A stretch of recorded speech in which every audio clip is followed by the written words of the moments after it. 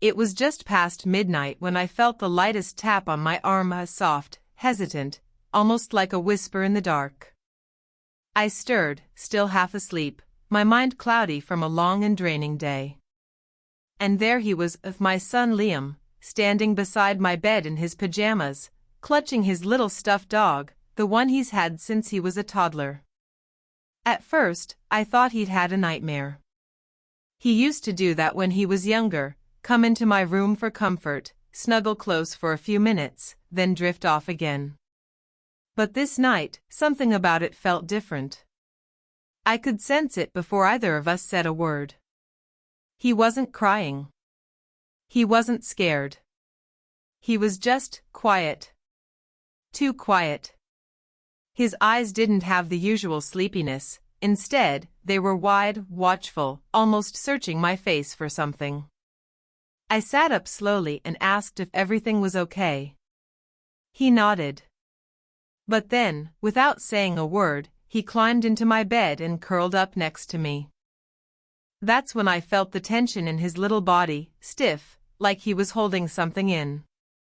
At that moment, I wasn't sure what to make of it. I didn't want to push him, but a mother knows. A mother feels when something is off. And in that silence, in that stillness, I felt a chill of worry trickle down my spine. What was he doing awake at that hour? What was he not telling me? You have to understand, our little family has always had its share of ups and downs. After my divorce from Liam's dad, things were never quite the same. I tried my best to shield Liam from the tension, the awkward exchanges, the cold silences that grew between me and his father. Co-parenting was rough. Sometimes I felt like I was navigating a storm with no compass, just trying to keep my boy afloat while barely staying above water myself. And recently, well, there were signs. Subtle, almost invisible to the outside world, but I noticed. Liam would get quiet whenever I talked on the phone. He started asking strange questions, ones that felt far too mature for a 9-year-old. Things like, do grown-ups lie when they're scared, or is it bad to love two people at the same time? At first, I brushed them off, thinking he'd picked them up from school or something he saw online. But in hindsight, I should have listened more closely. That night, as Liam lay beside me in bed, I finally asked him again, gently, "Baby, is there something you want to tell me?" He hesitated. Then he turned his face into my shoulder, and I felt him tremble just slightly. And that's when he said something that stopped my heart cold. He whispered, "Mom. I saw something I don't think I was supposed to see." My breath caught. I tried to stay calm, but my thoughts were racing. What had he seen? Where? When? My mind went to a million places at once. Did something happen at his dad's house? Did he find something online? Or worse, had I missed something right here, under my own roof? I pulled him closer, my arms wrapping protectively around him. "What did you see, sweetheart?" I asked, trying to keep my voice steady. He looked up at me with eyes far too knowing for his age. And just before he answered, just before the words left his mouth, my phone buzzed on the nightstand. It was a message. From someone I never expected to hear from at that hour. And when I saw the name on the screen, everything changed. But that is where this story really begins. The name on the screen was Rachel, my closest friend, or at least, the person I thought was. The message was short. Just 4 words, "We need to talk." My stomach dropped. It wasn't the first time she'd texted me late at night, but this time, after everything Liam had just said, it felt different. Wrong. I stared at the glowing screen, barely able to breathe, while Liam stayed curled against me, not saying another word. It was like he knew. Like he was waiting for me to put the pieces together. Rachel and I had been friends for years. We met through a school event when Liam was in kindergarten. Her daughter was in the same class. From there, we clicked. She became my go-to for everything. The friend I'd call when I needed help, when I needed to vent, or just when I felt lonely after the divorce. She was there for me when I broke down. She babysat Liam when I had to work late. She even helped mediate a few tense conversations with my ex. Looking back now, maybe she was always just a little too available. Over the past few months, I'd started noticing subtle shifts. There were moments when I'd catch Rachel glancing away when certain topics came up, especially anything involving my ex-husband. I remember once, during a casual dinner, Liam said something about Daddy's friend being at the house, and Rachel choked a little on her wine. I'd laughed it off at the time, thinking nothing of it. But that memory hit differently now. My heart started racing. Liam, still next to me, finally spoke again, his voice barely above a whisper. "I didn't mean to spy, Mom. I couldn't sleep. I went to get some water, and I heard your phone buzz. I saw a picture." I turned toward him slowly. "What picture?" I asked, dreading the answer. He looked so guilty, like he'd done something wrong. But I knew the wrong wasn't on him. He looked down, nervously playing with the edge of the blanket. It was Daddy. And Rachel. They were together. Hugging. But it wasn't like a normal hug. My chest tightened. I didn't ask what kind of hug he meant. I didn't need to. My mind was already swimming with images I didn't want to see, scenarios I didn't want to believe. I reached for my phone again, opened the message, but it was just those same 4 words staring back at me. No photo. No follow-up. Just that eerie sense of unfinished business. Liam looked up at me again, eyes filled with both confusion and something deeper, pain, maybe? "Are you mad at me?" he asked. "No, baby," I said, brushing the hair from his forehead. "You didn't do anything wrong." I didn't say the rest of what I was thinking, but someone did. My thoughts went to my ex. Could he really be seeing Rachel behind my back? Or had it been happening all along? Had I been the last to know, again? And Rachel, why now? Why message me tonight, just as Liam decided to come to me with what he saw? It felt like the truth was pressing right up against me, but I wasn't ready to face it. Not yet. I needed more. More answers. More time. More strength. What I didn't know then was that this was only the beginning. What Liam saw was just the surface. And what was hiding underneath would tear apart more than just friendships. It would force me to question everything I thought I knew about love, loyalty, and trust. I couldn't sleep after that. Even after Liam finally drifted off beside me, curled up like he used to when he was little, my mind wouldn't stop racing. I kept going back to that message, "We need to talk." That could mean 100 different things. But when it's from someone you've trusted for years, someone who's practically part of your family, and it comes right after your child tells you they saw something they shouldn't have, it means only one thing. Something's not right. The next morning was quiet, too quiet. Liam acted like nothing had happened. He sat at the kitchen table with his cereal, humming to himself, swinging his legs like any other morning. But I could see it in his eyes. He was waiting for me to say something, maybe even wondering if I was angry. I wasn't. I was numb. I went through the motions, packing his lunch, fixing his hair, smiling when I had to, but inside, everything felt shaky. Like my whole world had a crack running right through it, and I was pretending it wasn't there. After dropping him off at school, I sat in the car for a long time. I thought about Rachel. About how she used to show up at my house without even asking, always with coffee or wine or both. How she knew every detail about my relationship with my ex. How she was the only one who ever really saw the vulnerable side of me. She knew where I was weak. And my ex, he knew that too. Maybe they both knew too much. I thought about calling her. About just demanding the truth. But something stopped me. Maybe I wasn't ready to hear it yet. Or maybe, deep down, I already knew. So instead, I drove to my sister's place, Claire. She's never liked Rachel. Said she was too involved, too eager. At the time, I thought she was just being protective. But now, maybe she saw what I didn't. Claire wasn't surprised when I told her about the message or what Liam said. In fact, she got quiet.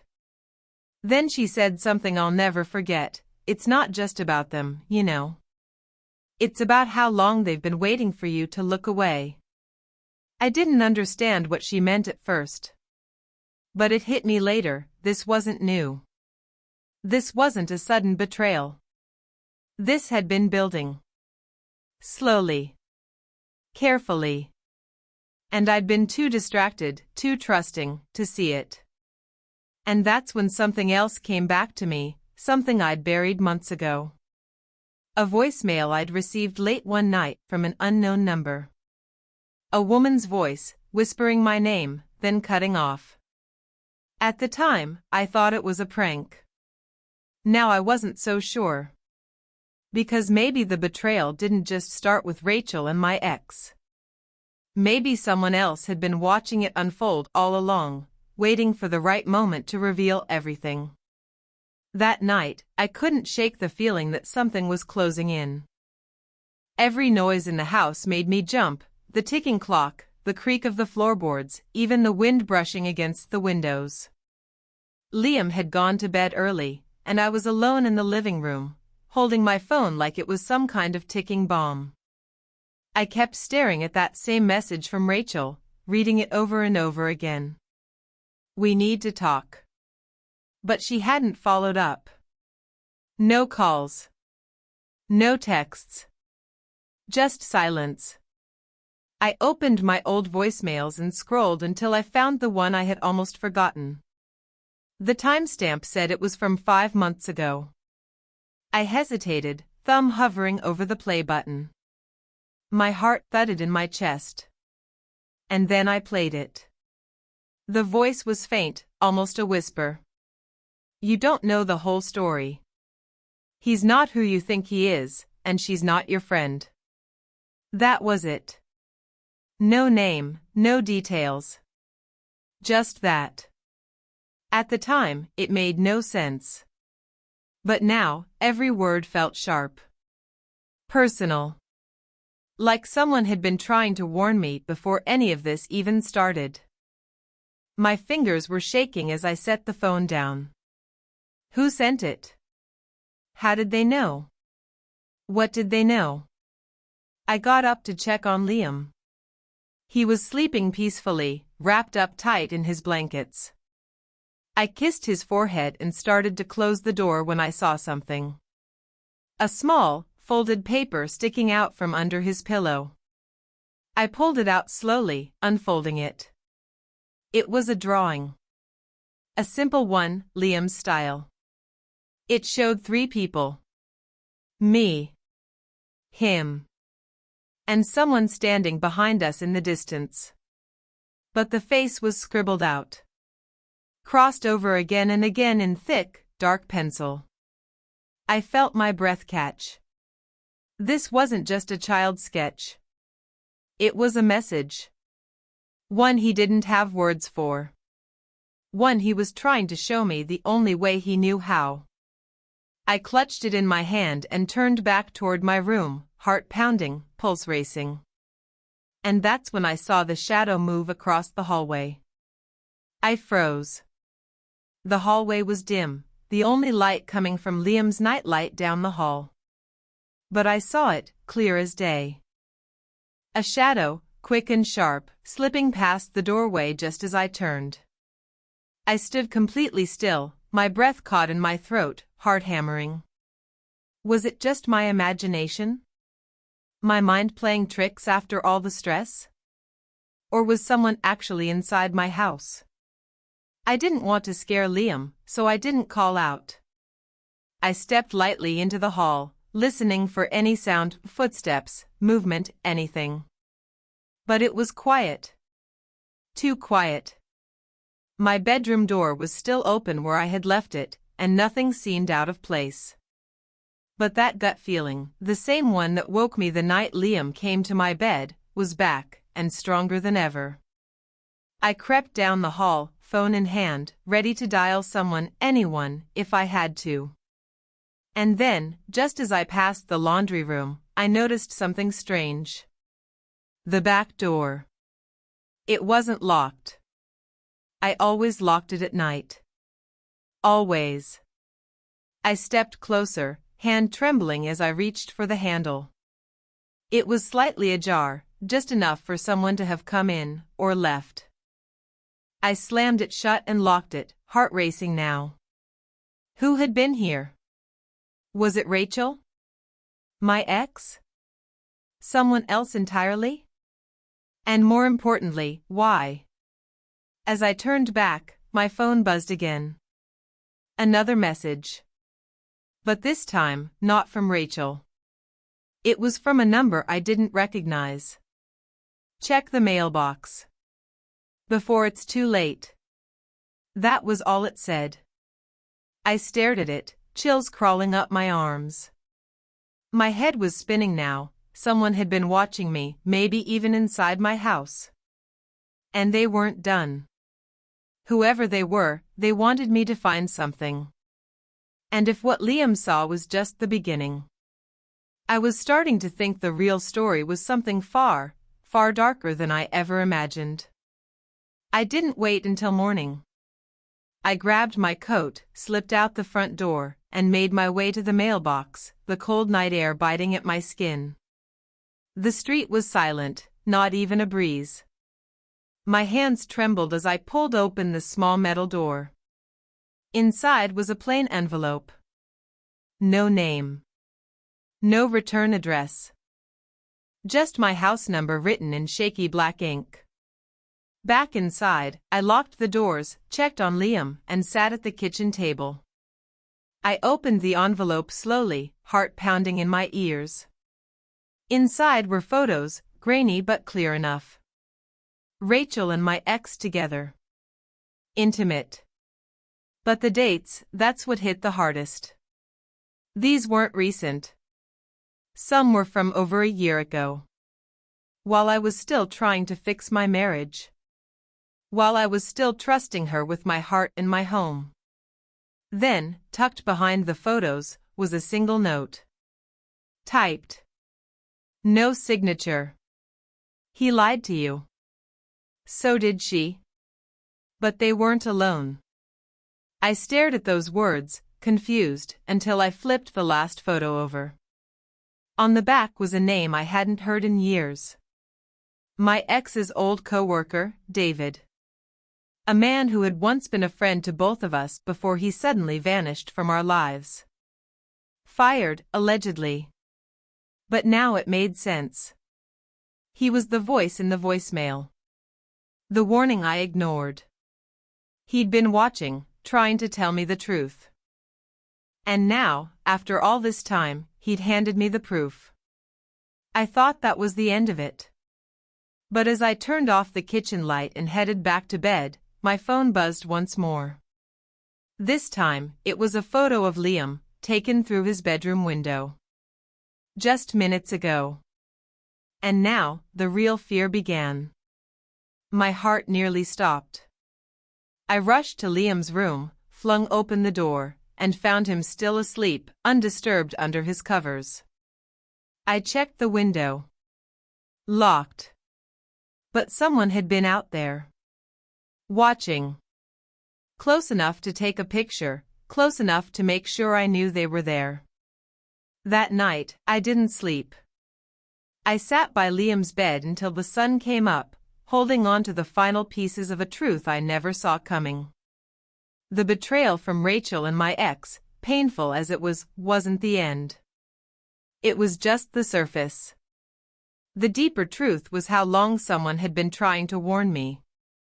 David had clearly known about the affair and about things I still didn't fully understand.